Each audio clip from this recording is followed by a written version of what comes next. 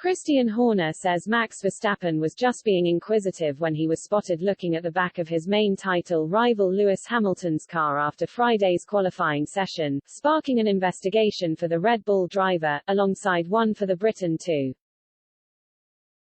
Concerns were raised when FIA F1 technical delegate Joe Bauer checked Hamilton's W12 car and impounded his rear wing over a possible drag reduction system (DRS) infringement following Friday's session.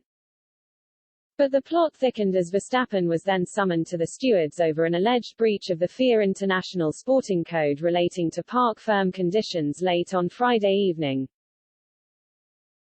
After setting the fastest time, Hamilton was seen clambering out of his car to the cheers from the Mercedes team. However, a fan video showed Verstappen looking at the rear of the Red Bull, and then seemingly reaching out to check his rival car too.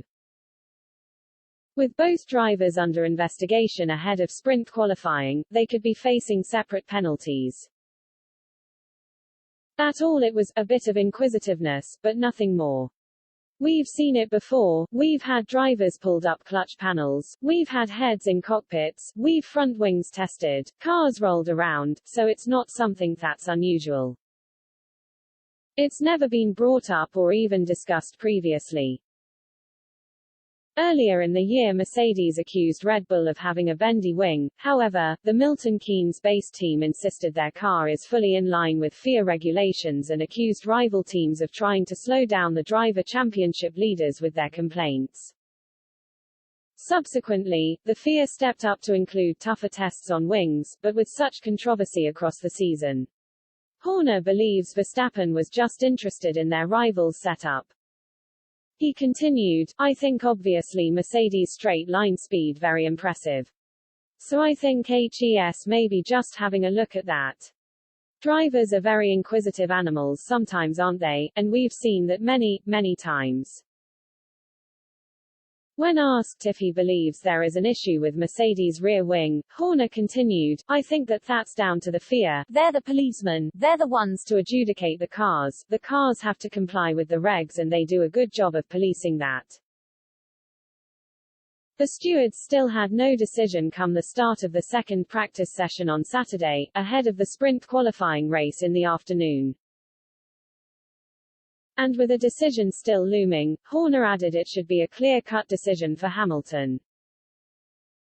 He added, the car has been reported to the stewards because it failed the test, and the test is quite clear. We all saw the video footage of the car failing the test, so I can't see how it is then deemed to comply with the regs. So it's, again, very binary, H is either in or out. I remember back in 2012, we had an issue with the front wing, it failed the tests, we were kicked out and we had to start from the back of the grid. You have the right to appeal it of course as a team. We chose not to on that day but were still able to come through to P3.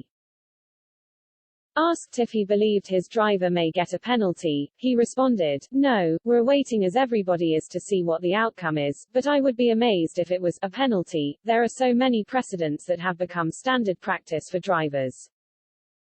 If you were to look at every single incident, where do you draw the line? Even the driver hugging his mechanics. Where do you draw the line on that?